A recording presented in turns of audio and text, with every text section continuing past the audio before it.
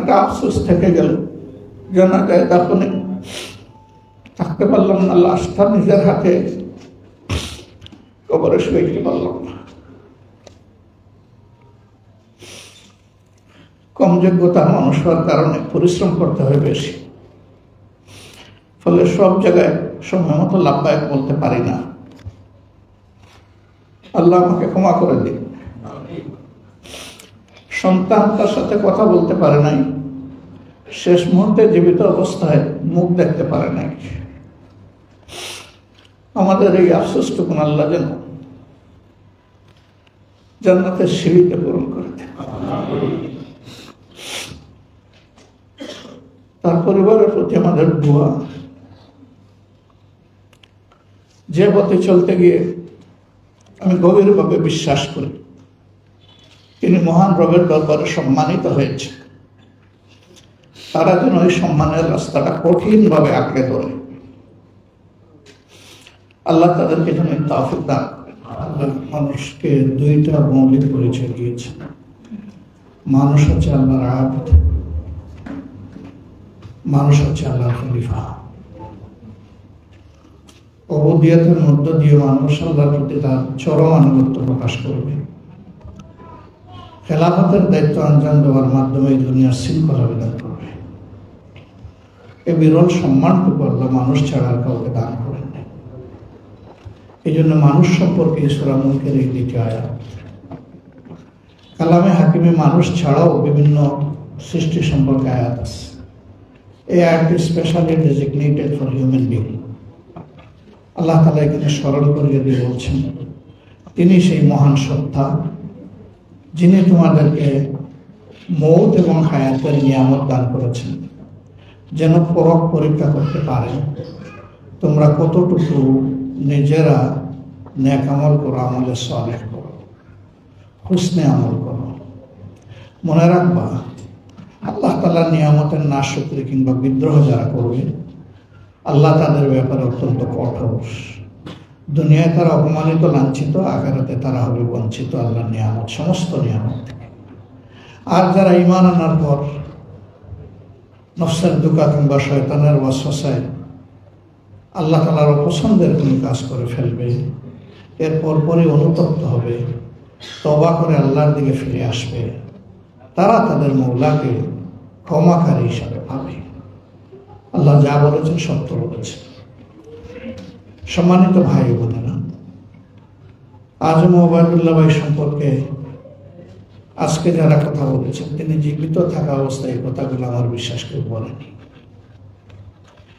সে মানুষটাই ভালো মানুষ, শ্রেষ্ঠ মানুষ, যার আড়ালে আবদালে মানুষ তার ভালো কাজের কথা স্মরণ করে শ্রদ্ধার সাথে এবং তার জন্য অন্তরের ভিতর থেকে অন্তঃস্থল থেকে দোয়া করে। ওনাকে কেন্দ্রের প্রয়োজনে এই সাংস্কৃতিক ফন্ড এবং আরো কিছু গুরু দায়িত্বের জন্য যখন আমরা চিন্তা করলাম, ওনার সাথে বসলাম, ওনাকে আমি বললাম আপনাকে ক্রমান্বয়ে চট্টগ্রাম থেকে কুইট করে এখানে চলে আসতে হবে। তিনি বললেন আমার কোনো আপত্তি নেই, আমি তো আমার সমস্ত সত্তা আল্লাহর জন্য সঁপে দিয়েছি। আমি বললাম আপাতত আপনি সপ্তাহে 2 দিন করে এখানে সময় নেবেন। এই কথাটা বলার ক্ষেত্রে আমি তার এবং তার পরিবারের উপর বিচার করি।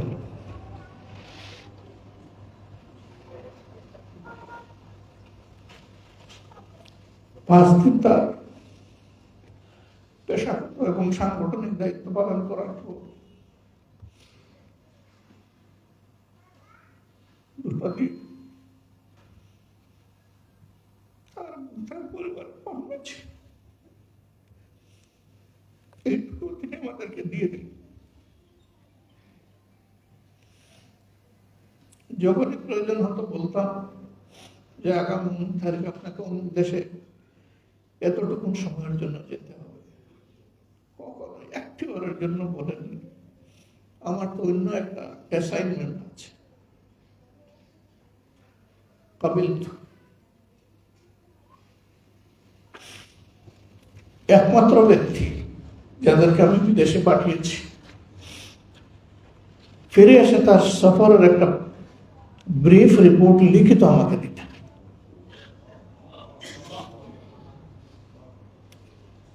হাতে যাওয়ার সময় কিছু হাত খরচ দিতাম,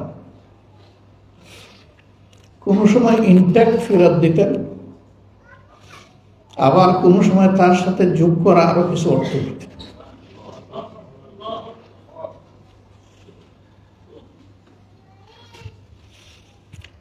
আমি জিজ্ঞেস করতাম যে আপনাকে দেওয়া হয়েছে তো বাকিটা করতে গিয়ে আসলো। বলতেন যে ওই সফরে কিছু মানুষ আমাকে গিফট করেছে।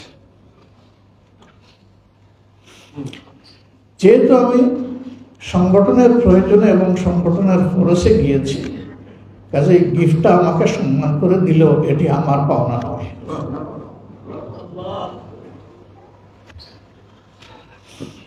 হে আল্লাহ, তোমার এগুলোকে শান্তি এবং বিরাম দিতে পারেনি। অবিরাম চলে একজন নীরব সহকর্মী। সমস্ত বিশ্রামের ঘাটতি আল্লাহ এখন তুমি তারা পূরণ করে দাও। পরম প্রশান্তি এবং বিশ্রামে তাদের তুমি তোমার জান্নাতের বাগিচা এখন রাখো।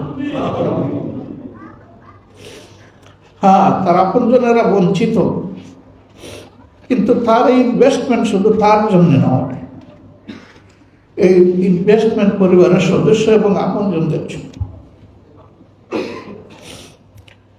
এই অঙ্গনে কাজ করতেন। বেশিরভাগ সময় তিনি চট্টগ্রামে থাকতেন। আমি চট্টগ্রাম ওয়ালাদেরকে বলেছিলাম এই মানুষটার উপরে চাপ হচ্ছে, তোমরা ছেড়ে দাও, তিনি চলে আসুক তার পরিবার সহিত। তারা ছাড়লো না, আমাদের এটা লাগবে, ওইটা লাগবে, ওইটা লাগবে, যার কারণে চাপটা আরো বেশি হয়েছে।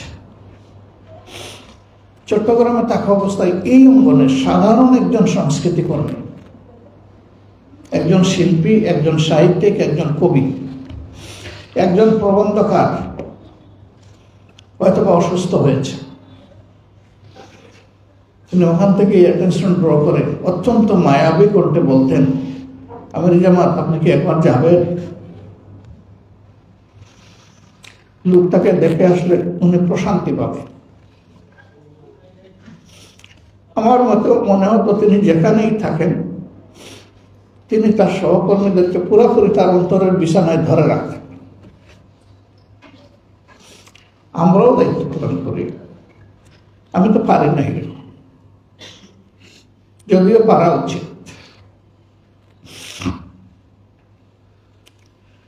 তার ইন্তেকালের সাথে সাথে খুঁজছি এই জায়গায় এখন কার উপর চাপ দেব, পাচ্ছি না, এখন পাই।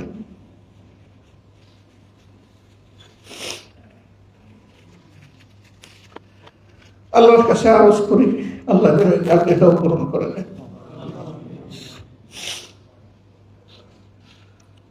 আমার একটা আফসোস থেকে গেল, জানা যায় দাফনে থাকতে পারলাম না, লাশটা নিজের হাতে কবরে শুইতে পারলাম না। কম যোগ্যতার মানুষ হওয়ার কারণে পরিশ্রম করতে হয় বেশি, ফলে সব জায়গায় সময় মতো লাভবায়ক বলতে পারি না। আল্লাহ আমাকে ক্ষমা করে দিন। সন্তান তার সাথে কথা বলতে পারে নাই, শেষ মুহূর্তে জীবিত অবস্থায় মুখ দেখতে পারে নাই। আমাদের এই আফসোসটুকুন আল্লাহ যেন জান্নাতের সিঁড়িতে পূরণ করে দেন। তার পরিবারের প্রতি আমাদের দোয়া।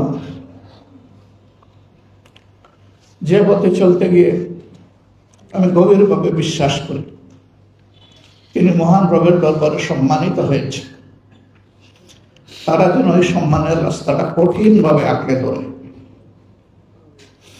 আল্লাহ তাদেরকে যেন তৌফিক দান করেন। মূল অভিভাবক আল্লাহ রাব্বুল আলামিন, এটা তো আল্লাহ নিজেই শিখে দিয়েছেন। হাসবুনাল্লাহু ওয়া নি'মাল ওয়াকিল, নি'মাল মাওলা ওয়া নি'মান নাসির। আমাদের কাজ কাম করে দেওয়ার জন্য আল্লাহ বলতেছেন আমি তো যথেষ্ট, আমি তোমাদের অভিভাবক হিসাবে যথেষ্ট, আমরা বলতেছি আমাদের জন্য আল্লাহ যথেষ্ট।